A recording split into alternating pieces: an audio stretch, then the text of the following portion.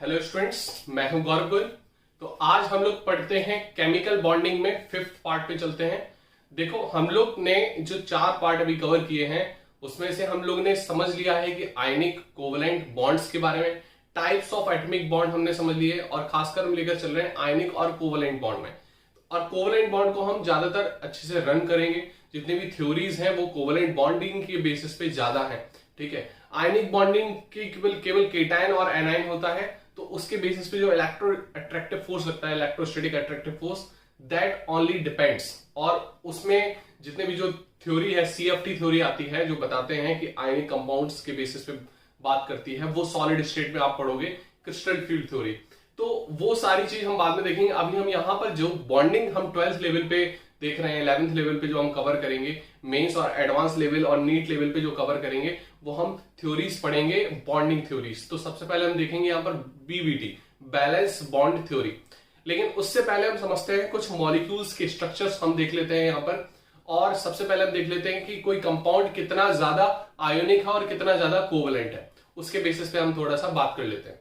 अगर हम यहाँ पर बात करें ऑन द बेसिस ऑफ कि कौन ज्यादा कंपाउंड आयनिक है, कौन ज्यादा कोवलेंट है, इसके लिए फैजान ने एक रूल बताया था, that is called Fajans rule. Fajans rule, Fajans ने क्या बताया था? फैजान्स ने बोला था कि smaller size of cation and large size of anion is more covalent. Small size of cation, small size of cation होगा and large size of anion, and large size of anion is more covalent, is more covalent। हम देखेंगे वो covalent molecule होगा। तो अब यहां पर इसका जस्ट रेसिप्रोकल क्या हो जाएगा? आयोनिक। इसका जस्ट उल्टा क्या हो जाएगा? Ionic. Small size of cation and large size of A9. अगर यहां पर हम क्वेश्चंस की बात करें, जैसे हमने क्वेश्चन लिया था पहले कि NaF, NaCl, NaBr और NaI। अब इसमें कौन सा जो एटम है, जो मॉलिक्यूल है, वो कौन सा आयनिक ज्यादा है? इनमें से कौन सा हम आयनिक बोलेंगे? तो यहां पर जो कैटायन है, ये कैटायन तो हमारे सब सेम है, कांस्टेंट है सारे कैटायंस। अब यहां पर जो वेरिएशन हो रहा है वो हो रहा है एनाइन का। तो यहां पर जो कंडीशन है, small size of cation, large size of anion is more covalent. तो एनाइन जो है वो लार्ज साइज का होना चाहिए, तो वो ज्यादा कोवलेंट होगा। ठीक है, तो यहां पर जो लार्ज साइज ऑफ एनाइन आ रहा है, इट इज मोर कोवलेंट। तो अगर हम कोवलेंट का ऑर्डर बताएं तो कोवलेंट इज दैट, ये हमारा कोवलेंट ऑर्डर हो गया। ठीक है, order of covalent, order of covalent. और इसका जस्ट उल्टा हो जाएगा ऑर्डर ऑफ आयनिक कंपाउंड्स। अगर हम अब देख लें कि हम कैटाइन वेरी करें और एनाइन सेम रखें, तो अगर हमने जैसे देख लिया LiF, NaF, ठीक है, LiF lithium sodium potassium, KF, ठीक है, KF। और देखें हम lithium sodium potassium rubidium, RbF। इस तरीके से हम देख लें। ठीक है, यहां पर जो एनाइन है वो हमारा कांस्टेंट है। अब चेंज क्या हो रहा है यहां पर? कैटाइन। अब यहां पर देखा था कि small size of cation is more covalent. Small size बताता है कैटाइन का इज मोर कोवलेंट। तो स्मॉल साइज में लिथियम इज मोर कोवलेंट। तो यहां पर जो ऑर्डर हो जाएगा वो ये हो जाएगा। ठीक है, क्योंकि एनाइन यहां पर क्या है?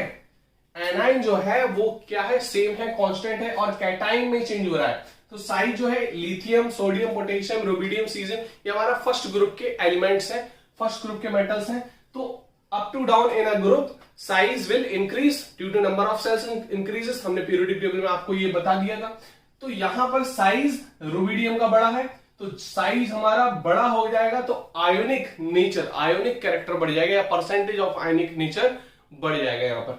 तो ये 2 एग्जांपल से आप समझ सकते हो कि अगर इस टाइप के कोई क्वेश्चन आ गया, अगर कैटाइन अगर कांस्टेंट रखा या एनाइन कांस्टेंट रखा, तो उस बेसिस पे हम कैसे जज करें कौन सा आयोनिक है और कौन सा कोवलेंट कंपाउंड है। इसको आप नोट कर सकते हो।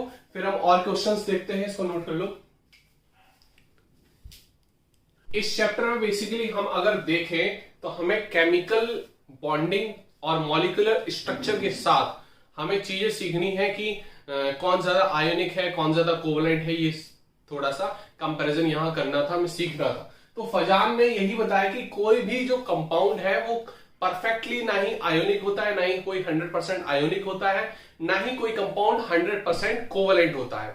यहां पर रिलेटिवली देखते हैं चीजें कि कौन ज्यादा आयोनिक है, कौन ज्यादा कोवलेंट है। इस बेसिस पे जैसे हम बोल सकते हैं कि कोई, किसी को हम ये नहीं बोल सकते कोई लंबा है कोई छोटा है, या कोई मोटा है कोई पतला है। हम देखते हैं कंपैरिजन। अगर हम खड़े हैं, अगर हमसे कोई लंबा है तो वो लंबा कहलाएगा, अगर हम खड़े हैं हमसे कोई छोटा है तो मैं लंबा कहलाऊंगा। तो यहां पर लंबा छोटा ये सारा चीज रिलेटिवली काम करती है। इसी तरीके से अगर हम एसिड बेस की बात करें तो कोई कंपाउंड, जैसे हमने बात की H2SO4, तो H2SO4 क्या कहलाएगा? सिंपल एक कंपाउंड कहलाएगा। उसको हम ना ही एसिड बोल सकते ना ही बेस बोल सकते।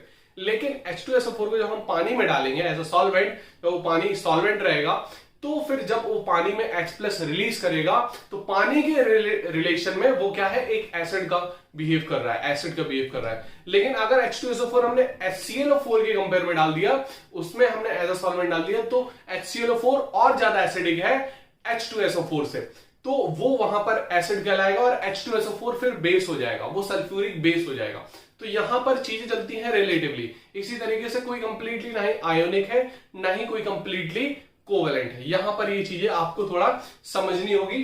तो इसी बेसिस पे फजान ने यहां पर कंफ्यूजन दूर करने के लिए इस तरीके से बताया कि small size of cation and large size of anion is more covalent and vice versa is, और रेसिप्रोकल इज आयोनिक कंपाउंड, वो आयोनिक नेचर होगा। अगर यहीं पर अगर हम कुछ कंपाउंड्स और देख लें रिलेटिवली कि कौन ज्यादा आयोनिक है कौन ज्यादा कोवेलेंट है, तो वो आप लोग अब बता सकते हैं अच्छे से। अगर जैसे हमने बात कर ली MgF2, MgCl2 ले लिया हमने, ठीक है, MgCl2 ले लिया, ठीक है, magnesium, beryllium, magnesium, calcium, CaCl2। अगर इन दोनों में कंपेयर करें कि कौन ज्यादा आयनिक है और कौन ज्यादा कोवेलेंट है, ठीक है, तो यहां पर जो एनायन है वो कांस्टेंट है, लेकिन कैटायन यहां पर अलग अलग है। तो कैटायन ये हमारा स्मॉल साइज है, ये हमारा थोड़ा बड़ा साइज है, शेल बढ़ गई।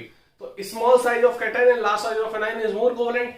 तो यहां पर जो आयनिक है वो ये हो गया, इट इज मोर कोवेलेंट। अगर यहां पर हम आयनिक की बात करें तो calcium chloride is more ionic. Clear होगी बात की नहीं? ऐसे अगर हम देख लिया जिंक, कैडमियम, मरकरी में, जिंक, कैडमियम और मरकरी, तो इसमें ये क्वेश्चन पूछा जाता है काफी। तो अगर हमने ले लिया ZnCl2, CdCl2 और HgCl2, ये डी ब्लॉक के एक ही ग्रुप के D10 वाले कंपाउंड है, मतलब डी कॉन्फ़िगरेशन जिसमें 10 D10 वाला है, तो वो एक ही ग्रुप के जिंक, कैडमियम, मरकरी। अब यहां पर जो एनायन है वो हमारे सारे सेम है, लेकिन कैटायन यहां पर अलग अलग है। तो यहां पर हम बोल सकते हैं metal non metal, metal non metal, हमारा ये आयनिक कहलाता है। मेटल नॉन मेटल आयंस बनाते हैं, सॉल्ट्स बनाते हैं। लेकिन सबसे ज्यादा आयनिक कौन है? तो सबसे ज्यादा आयनिक कौन सा कहलाएगा? जिसका साइज क्या हो जाएगा? बड़ा हो जाएगा, ठीक है। Small size of cation is more covalent. तो लार्ज साइज ऑफ एनायन क्या है? यहाँ पर large size of cation mercury का होता है, क्योंकि जिंक, कैडमियम, मरकरी ये साइज हमारा बढ़ता है up to down in a group. Clear? तो मरकरी का हमारा साइज क्या होगा? बड़ा होगा, तो ये हमारा मोर आयोनिक होगा। फिर then CdCl2, then zinc chloride. तो इस तरीके से ये कुछ एग्जांपल्स आप नोट कर सकते हो और इसके बेसिस पे हम बता सकते हैं। अब हम देखते हैं स्ट्रक्चर, देख लेते हैं कुछ कंपाउंड्स के जो बहुत ज्यादा इंपॉर्टेंट है, जो मैटर करते हैं, ठीक है, इसको नोट कर सकते हो। अब देखो, अब हमें स्ट्रक्चर्स कुछ समझने हैं, बेसिक स्ट्रक्चर। जैसे हम बात करें, हमने लुईस थ्योरी पढ़ ली और लुईस के हिसाब से हमने उसकी ऑक्टेट रूल पढ़ लिया, हमने एक्सपेंडेड ऑक्टेट भी पढ़ लिया और कम ऑक्टेट वाले भी पढ़ लिए। ये सारे हमारे एक्सेप्शन में आ जाते हैं, ठीक है, उसकी लिमिटेशंस में आ जाते हैं। अगर हम बात करें CH4 की, तो CH4 का स्ट्रक्चर बनेगा कैसा? हमने आपको बताया था पिछले लेक्चर में कि जो सेंट्रल एटम है वो जितने भी उसके सराउंडेड एटम्स हैं, ठीक है, जितने भी सराउंडेड एटम्स हैं वो स्टेरिक नंबर बोलते हैं बेसिकली उसको। तो वो एक ऐसा फॉर्म बनाए 3D में कि जो स्टेबलाइज हो। तो CH4 का जो मैंने स्ट्रक्चर उस दिन आपको बताया था, ये हमारा कुछ ऐसा टेट्राहेड्रल टाइप का स्ट्रक्चर बना लेता है। कैसा बना लेता है? टेट्राहेड्रल। तो टेट्राहेड्रल जो स्ट्रक्चर बनाएगा हमारा ऐसे, ठीक है, टेट्राहेड्रल जो स्ट्रक्चर बनाएगा तो इस फॉर्म में ये हो जाएगा। क्लियर हो रही बात की नहीं? ये इस फॉर्म में हो जाएगा।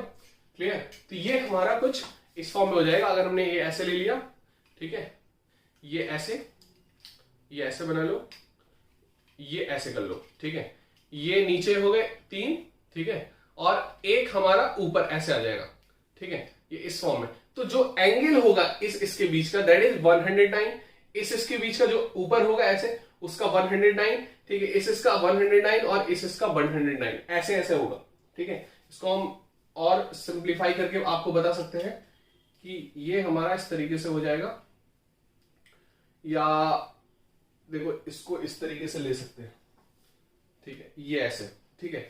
अब अगर हम बात करें ये वाला एक प्लेन में रहेगा, ये वाला एक प्लेन में रहेगा ऐसे, टेट्राहेड्रल की बात करें ये वाला एक प्लेन में रहेगा ऐसे, और ये वाला एक प्लेन में रहेगा, ठीक है।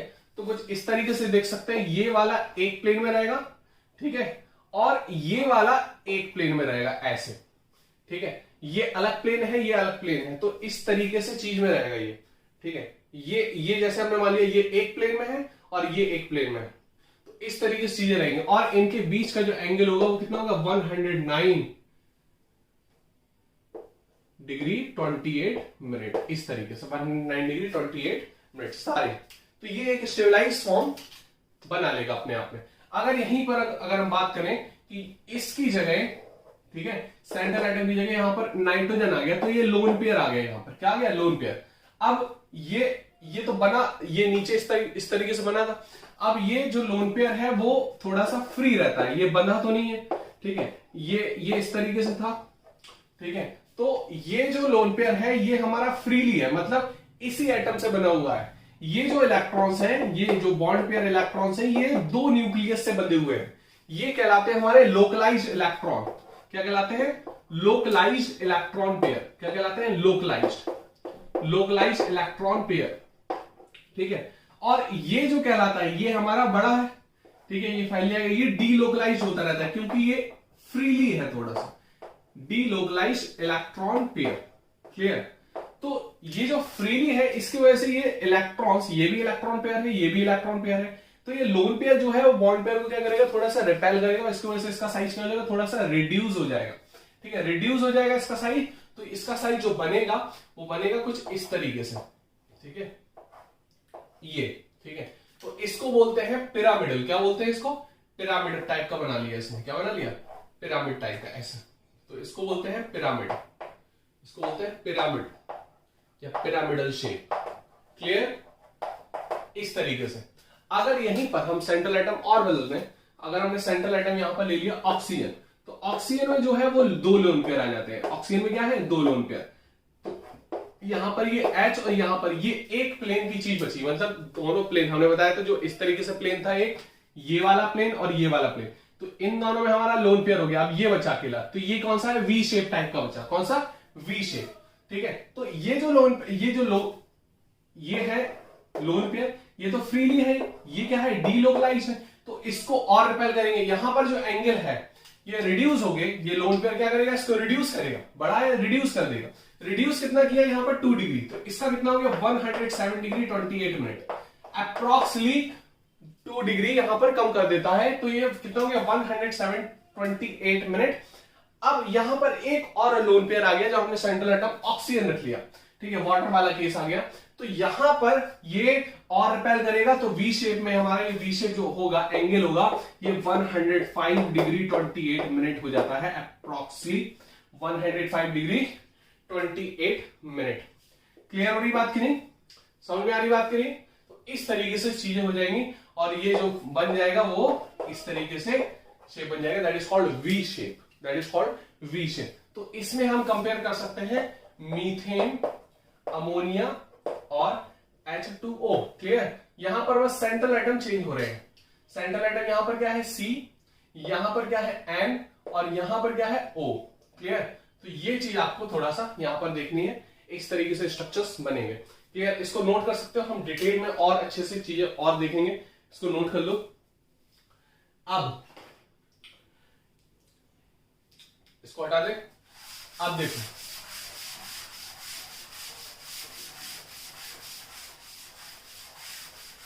यहां पर हम देख लेते हैं थोड़े से टफेस्ट स्ट्रक्चर, कुछ ऑक्सो एसिड्स टाइप के, जैसे हमने बात कर ली H2SO4, ठीक है, सिंपल हमने एग्जांपल, हमने ये इसलिए बताया आप थोड़ा सा स्ट्रक्चर बनाना सीख जाओगे, कैसे हमें बनाने हैं, ठीक है। अगर हमने बात कर ली H2SO3, H2SO3, ठीक है, ये दो स्ट्रक्चर हम देखते हैं पहले। देखो H2SO4, सल्फर की जो वैलेंसी होती है वो कितनी होती है, 2,8,6 होता है वैलेंस इलेक्ट्रॉन। तो मैक्सिमम जो वैलेंसी है, मतलब मैक्सिमम ऑक्सीडेशन स्टेट है, वो सल्फर की 6 जा सकती है। तो यहां पर हम देखेंगे कि सल्फर के साथ अगर ऑक्सीजन बहुत ज्यादा है तो डबल बॉन्ड O तो कंपलसरी है, लगना है, डबल बॉन्ड O कंपलसरी है, लगना है, और O के साथ यहां पर OH लगेगा, ये याद रखना।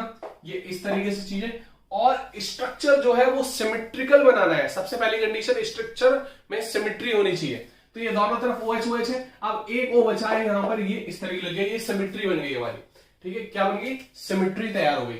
अगर हम यहीं पे बात करें इसकी, तो सल्फर हो गया, ये डबल बॉन्ड O तो लगना है अगर 2 से ज्यादा ऑक्सीजन है यहां पर।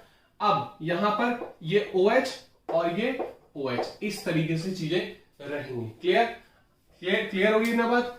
अब यहां पर ये चीजें हमें क्लियर हो गई हैं। अब देखो एक चीज, अगर हम देखें तो ऑक्सीजन, अगर यहां पर ऑक्सीडेशन स्टेट की बात करें तो ऑक्सीजन हमने बताया था आपको मोल कॉन्सेप्ट में भी, ठीक है। तो हम कैसे इसको ऑक्सीडेशन स्टेट निकालें सेंट्रल एटम की, ठीक है। स्ट्रक्चर बनाना हमें आ गया, ठीक है। स्ट्रक्चर हमने कैसे बनाए, लुईस डॉट स्ट्रक्चर से बोल सकते हो। यहां पर 2, यहां पर 2, यहां पर 1, यहां पर 1। क्लियर, ये सल्फर का हम देख रहे हैं, ठीक है। ऑक्सीजन का क्या होता है, हमने ये आपको बताया था। तो ऑक्सीजन का ये हमारा इस तरीके से, ठीक है, ये हमने देख लिया था। अब यहां पर ऑक्सीजन का हम बात करें, ये देख लो, ये 6 इलेक्ट्रॉन होते हैं ऑक्सीजन में भी, आपको पता है। क्लियर हो गई बात कि नहीं। ऑक्सीजन में 6 इलेक्ट्रॉन होते हैं। ऑक्सीजन चारों तरफ आपको रखना है, क्योंकि 4 है इसमें, रख दिए। ऑक्सीजन यहां भी हमें 4 रखना है, ठीक है। अब ऑक्सीजन को ऑक्टेट कंप्लीट करने के लिए, 2 इलेक्ट्रॉन इससे लेगा, ये 2 इलेक्ट्रॉन इससे लेगा। सेंट्रल एटम को सबसे बाद में बैलेंस करना है, सेंट्रल एटम को सबसे बाद में खुश करना है, ठीक है। तो ये क्लियर हो गया। हाइड्रोजन को बैलेंस कर लो। हाइड्रोजन पहली शेल में 2 इलेक्ट्रॉन होते हैं। पहली शेल में कितने इलेक्ट्रॉन होते हैं, सबको पता है, 2 इलेक्ट्रॉन होते हैं। तो हाइड्रोजन में तो 1 है, 1 इलेक्ट्रॉन और चाहेगा, बस इससे ज्यादा उसको कोई मतलब नहीं होगा, तो 1 इलेक्ट्रॉन वो और लेगा। क्लियर। अब हमने ये थोड़ी चीज देख ली। अब हम बचा है ऑक्सीजन। ऑक्सीजन को देखते हैं। तो ऑक्सीजन क्या करेगा, 1 इलेक्ट्रॉन इससे, 1 इलेक्ट्रॉन इससे, इसमें भी 8 कंप्लीट कर लिए। क्लियर हुई बात। इस ऑक्सीजन को भी खुश कर दो, इस ऑक्सीजन को भी खुश कर दिया, इसके भी 8 कंप्लीट हो गए। हमने यहां पर बैलेंसिंग कर ली। अब जो सल्फर की बात है, ये हमने बताया था आपको, सल्फर क्या करेगा, जितने भी इलेक्ट्रॉन से लिए हैं वो सब लेगा, इससे सब लेगा। क्लियर हो रही बात करी। तो अब क्या करेगा, ये 6 तो इसके पास थे। ये अगर हम ऑक्टेट की बात करें तो ऑक्टेट के लिए ये इतना करेगा, लेकिन ये इतना नहीं करता, ये एक्सटेंड होता है। क्या होता है, एक्सटेंड, इस तरीके से, ठीक है। ये यहां भी एक्सटेंड हो जाता है, इसीलिए तो ये इस टाइप का स्ट्रक्चर बनता। अब यहां पर देखो 4 इलेक्ट्रॉन की शेयरिंग हो रही, 4 तो डबल बॉन्ड, 4 इलेक्ट्रॉन की शेयरिंग हो रही डबल बॉन्ड, 2 इलेक्ट्रॉन की शेयरिंग हो रही सिंगल बॉन्ड, 2 इलेक्ट्रॉन की शेयरिंग हो रही सिंगल बॉन्ड, 2 इलेक्ट्रॉन की शेयरिंग हो रही सिंगल बॉन्ड, 2 इलेक्ट्रॉन की शेयरिंग हो रही सिंगल बॉन्ड। इस तरीके से ये स्ट्रक्चर बनाएगा, ये इस तरीके से तैयार हो जाएगा। क्लियर हो रही बात की नहीं। सेम एज दैट, इस तरीके से इसका भी बनेगा, ठीक है। क्लियर हो रही बात की नहीं। बना सकते हो स्ट्रक्चर, बहुत इजी है, तो इसको नोट कर सकते हो। और कुछ स्ट्रक्चर्स हम देंगे आपको, तो बना लेना, हम साथ साथ क्वेश्चंस में आपको देते आएंगे।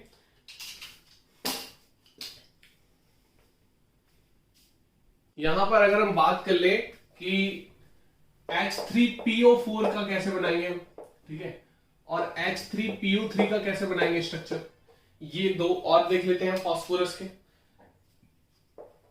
अब इसमें देखो H3PO4 में देखो, फास्फोरस की जो वैलेंसी होती है, एटॉमिक नंबर कितना होता है, 2,8,5 मतलब 15 होता है।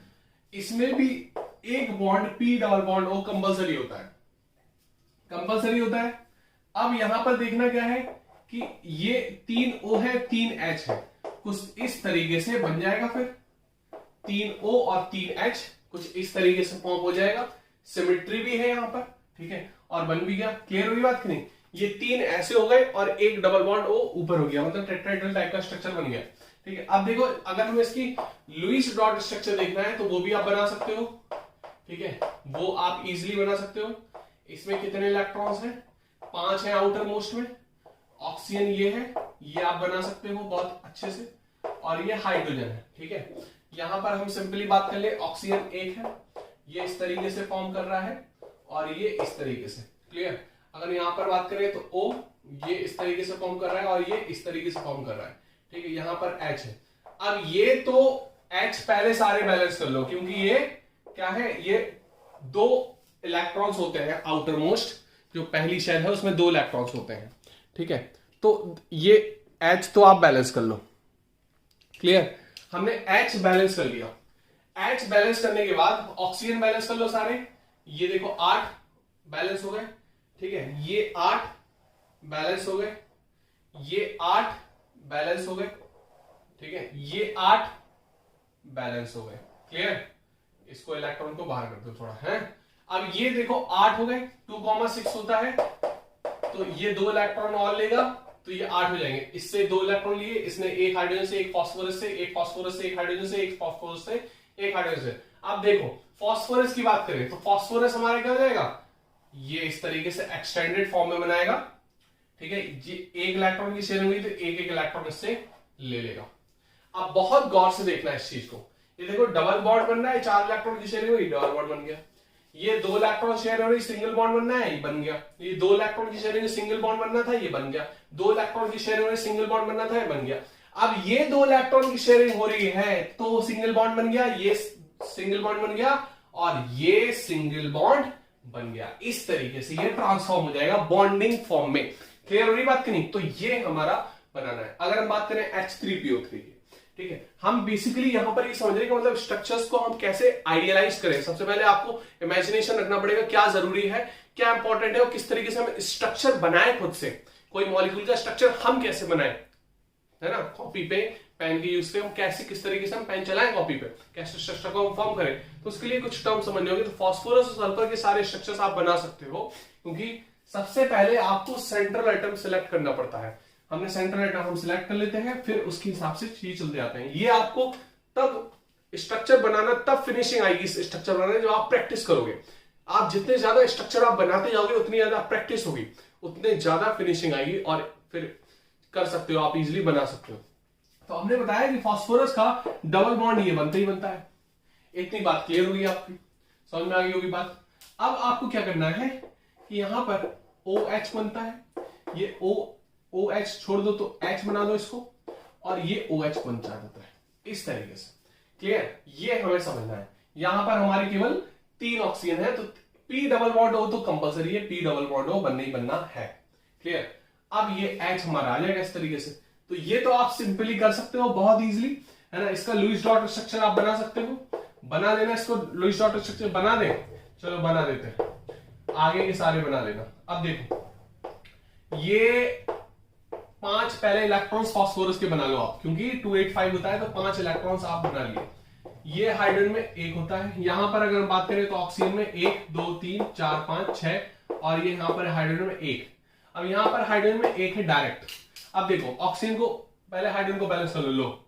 हाइड्रोजन को हमने बैलेंस कर लिया, ये हाइड्रोजन को हमने खुश कर दिया। अब बचा क्या, बचे हमारे ऑक्सीजन। अब फिर हम ऑक्सीजन को देखते हैं।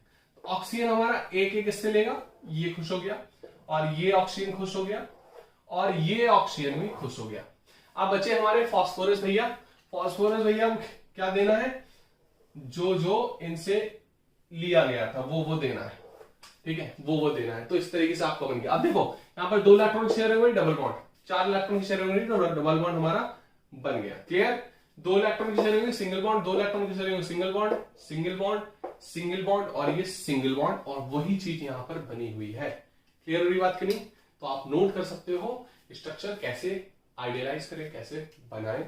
ठीक है, क्लियर हुई बात की नहीं? अब आपको हम क्वेश्चन देते हैं, आप घर पे स्ट्रक्चर बनाना। H2S2O7, H2S2O8, ये बना लेना। ठीक है, और H, ये इसमें से देखो हम ये स्ट्रक्चर आपको बता के बना सकते हैं। ये आपको समझना है, ये वाला एक बार हम देख लो। लुईस डॉट स्ट्रक्चर आप खुद ही बना लेना घर पे। देखो इस तरीके से क्या करना है, जैसे हमने सल्फर है, ठीक है, तो यहां पर ऑड आ गया, ऑक्सीजन O7 है तो ऑड आ गया, तो एक सल्फर 2 है यहां पर, तो एक तो आपको सल्फर के बीच में रखना है ताकि सिमेट्री बनी रहे। अब हमें तीन तीन ऑक्सीजन बट गए, किसमें? दोनों सल्फर में। तो आपको पता है ये डबल बॉन्ड हो, ये डबल बॉन्ड हो, तो कंपलसरी है। क्लियर हो रही बात कि नहीं? समझ में आ रही बात? अब देखो, ये डबल बॉन्ड हो, ये डबल बॉन्ड हो भी जरूरी हो जाएगा फिर, क्योंकि ऑक्सीजन बहुत ज्यादा है। और यहां पर दो हाइड्रोजन और दो ऑक्सीजन बचे, तो ये इस तरीके से बैलेंस हो जाएगा। देखो, सिमेट्री इज मोस्ट इंपॉर्टेंट, और सल्फर में डबल बॉन्ड हो जरूरी है। ऑक्सीजन अगर ज्यादा है तो डबल बॉन्ड ओ और बनाना है। आपको ये समझना है कि सल्फर के जो है 6 हाथ है, अगर ऑक्सीजन ज्यादा है तो 6 हाथ वहां पर बनेंगे 2 2 4 1 5 1 6। फास्फोरस के 5 हाथ बनते हैं, तो 5 हाथ बनने ही बनना है। तो यहां पर आपको समझना है कि 5 हाथ इसकी पंचभुजाएं हैं, यहां पर षष्ठ भुजाएं हैं, मतलब 6 भुजाएं हैं। ठीक है, अब आप ये बना लेना। अब ऑक्सीजन जितने भी एक्स्ट्रा आते जाएंगे इन दोनों के बीच में आते जाएगा। ये ऑक्सीजन का इस तरीके से बॉन्ड आएगा बीच में, इसको बोलते हैं परऑक्सी बॉन्ड। क्या बोलते हैं? परऑक्सी बॉन्ड। क्लियर? क्या बोलते हैं? परऑक्सी बॉन्ड। यहां पर ऑक्सीजन की ऑक्सीडेशन स्टेट होती है -1, क्योंकि अगर खुद का एलिमेंट खुद से टूट रहा है, देखो देखो, अगर हम HH की बात करें, अगर खुद का एलिमेंट खुद से टूट रहा है, यहां पर कोई ऑक्सीडेशन स्टेट नहीं आती। ऑक्सीडेशन स्टेट कब आती है? जब एक इलेक्ट्रॉन ऐसे, एक इलेक्ट्रॉन कहीं शिफ्टिंग हो रही है, इलेक्ट्रोनेगेटिविटी डिफरेंस है, तब यहां पर नेगेटिव, यहां पर पॉजिटिव। अब जहां पर सेम है वहां पर अगर टूट रहा है तो कोई ऑक्सीडेशन स्टेट नहीं शो करते हैं। तो यहां पर कोई ऑक्सीडेशन स्टेट शो नहीं होगी। ये किसी अदर से टूटेगा, ये X से जुड़ा था, ये X से जुड़ा था, ये किसी और से टूटेगा। जैसे हम बात करें हाइड्रोजन परऑक्साइड की, ठीक है, तो हाइड्रोजन से जुड़ा है तो ये +1 ये -1, ये तोड़ दो तो ये +1 ये -1, लेकिन यहां पर खुद से कुछ नहीं आएगा। ठीक है, तो ये इसका क्या जाएगा? O2 2 नेगेटिव, मतलब एक ऑक्सीजन में -1 आएगा। ठीक है, इसको बोलते हैं परऑक्साइड आयन। क्या बोलते हैं? Peroxide ion. क्लियर? तो इस तरीके से आपको बनाना है, ये इसमें आ जाएगा। और नोट कर सकते हो बहुत अच्छे से, आराम से नोट करो, अच्छे से धीमे धीमे से कवर करते हुए हम चलते हैं।